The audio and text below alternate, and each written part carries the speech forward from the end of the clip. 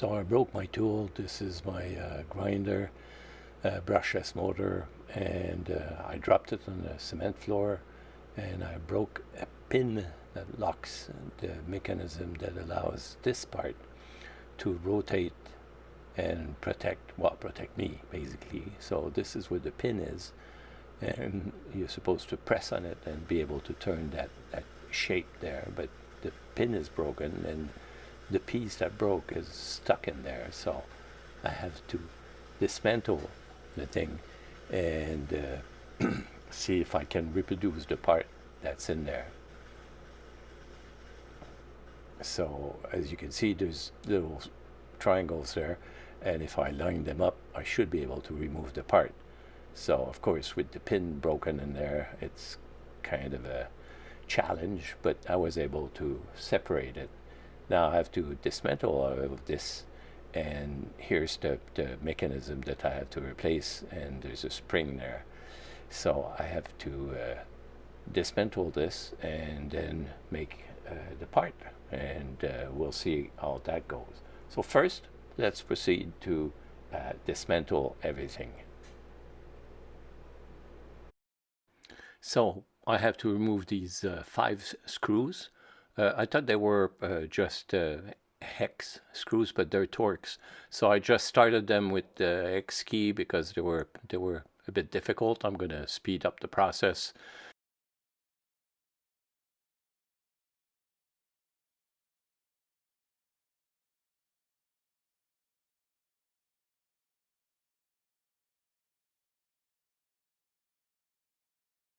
And as soon as I finish the last screw, it disassembles, and now you can see the part that's broken, the pin lever that's there. So I'm going to remove it. So I have to be careful not to lose that spring. It's quite tight, and that's the part. So I have to replicate that exact part. This ring, the ring that holds everything together, is made of black plastic. Seems pretty solid, could be ABS, but it's just plastic. So I have to be careful when I put back the screws. Okay, so let's take a look at that part again. So this is the whole part. Put the pin back. See, that's the part that's broken. So I'm just pulling it away for now. And so I'll have to replicate it. It's a bit complicated to take the measurements because of the fact that it's broken. This is how it should look when I'm done with it. So it's a fairly simple sketch that we're doing, and I'm going to speed up the process, but basically it's kind of a stick made on a plan, and I'm going to publish a separate video showing the whole process and what I went through and the different plans and the extrusions and all that.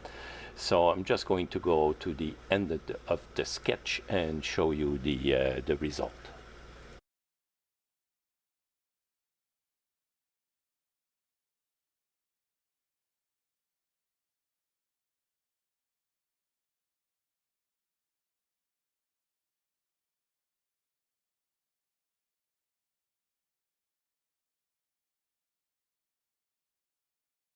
So this is the part imported in the Bamboo Studio. So it's quite small, as you can see. And I'm going to use PLA for the first print, but eventually use PET-CF, PET-CF. The only modifications I made is number of walls. I put 5 so that it would be more solid, and the infill at 100%. I could have left it at whatever it was. The part is very small, is going to be strong enough for what I'm trying to do. So this is the pin that holds the spring, and I put a little gauge there and some reinforcement walls near the base to make it stronger. I'm using an outer brim for support while printing.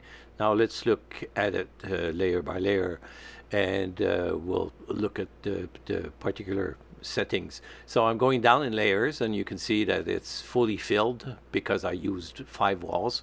And if I keep going down, you'll see that an important part. It's that pin there that holds the spring. It's very strong because I used chamfer to make 45-degree angles there to make it stronger.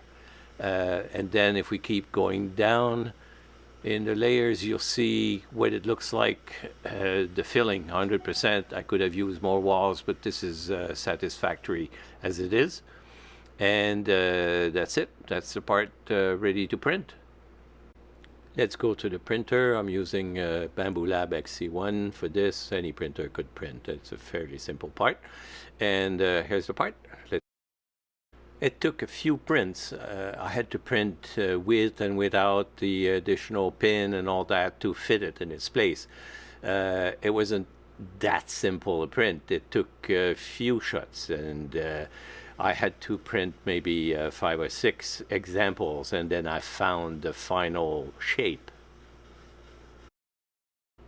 So the final part printed in PET CF, so carbon fiber. It's a bit rough because, well, it's carbon fiber print, and it's a small part. If it was a bigger part, the lines wouldn't show. Very solid the way I printed it, the temperature I chose and all that.